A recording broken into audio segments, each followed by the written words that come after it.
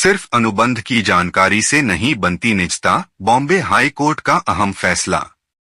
नमस्कार दोस्तों, आज हम बात करेंगे बॉम्बे हाई कोर्ट के एक अहम फैसले की, जिसमें अदालत ने साफ कहा, सिर्फ अनुबंध की जानकारी या उससे मिलने वाले आकस्मिक लाभ अनुबंध की निजता यानी कॉन्ट्रैक्चुअल प्रिविटी साबित करने के लिए पर्याप्त नहीं। यानी अगर किसी को किसी अनुबंध की जानकारी है या उससे उसे अप्रत्यक्ष लाभ मिल रहा है, तो इसका मतलब यह नहीं कि वह उस अनुबंध का पक्षकार बन गया है। यह फैसला जस्टिस कमल खता ने दिया, जब अमे रियल्टी एंड कंस्ट्रक्शन LLP ने श्री कंस्ट्रक्शन कंपनी द्वारा दायर वाद को खारिज करने की मांग की थी।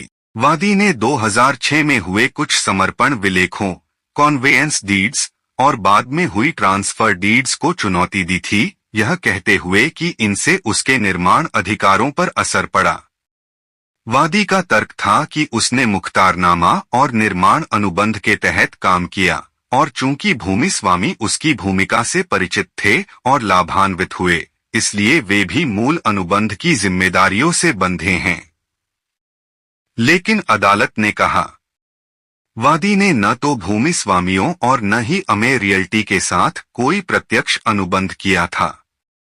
सिर्फ जानकारी या आकस्मिक लाभ का होना कॉन्ट्रैक्चुअल रिलेशनशिप नहीं बनाता, इसलिए वादी प्रतिवादी नंबर 2 से 9 के खिलाफ कोई अधिकार प्रवर्तित नहीं कर सकता।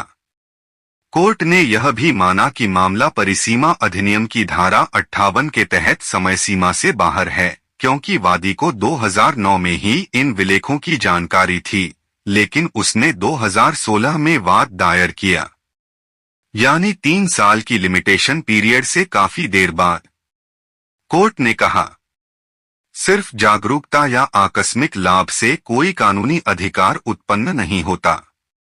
इसलिए अदालत ने ऑर्डर 7 रूल 11 CPC के तहत आवेदन स्वीकार करते हुए प्रतिवादी नंबर 2 से 9 के खिलाफ वाद को वाद हेतुक कॉज ऑफ एक्शन के अभाव में खारिज कर दिया। इस फैसले से साफ है कि कानूनी अधिकार केवल प्रत्यक्ष अनुबंध से ही उत्पन्न होते हैं, सिर्फ जानकारी या लाभ से नहीं। कानूनी अपडेट्स के लिए चैनल को जरूर फॉलो करें।